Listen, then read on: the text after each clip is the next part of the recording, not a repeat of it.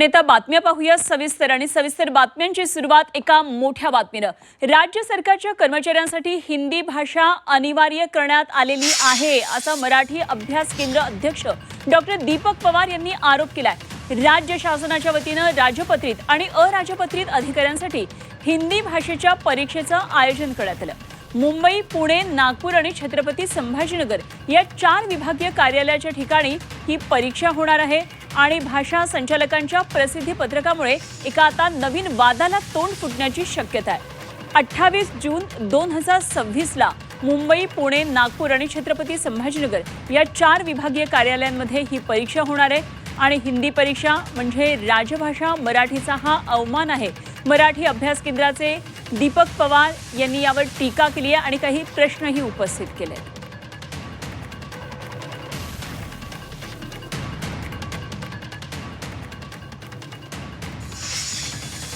हिंदीला आम्ही कधी विरोध केला नाही। मराठी ही पहिल्या क्रमांकाची भाषा आहे। हिंदी असेल, इंग्रजी असेल, या ऐच्छिक भाषा आहेत आणि राष्ट्रीय स्तरावर काम करण्यासाठी इंग्रजी आणि हिंदीची आवश्यकता आहे।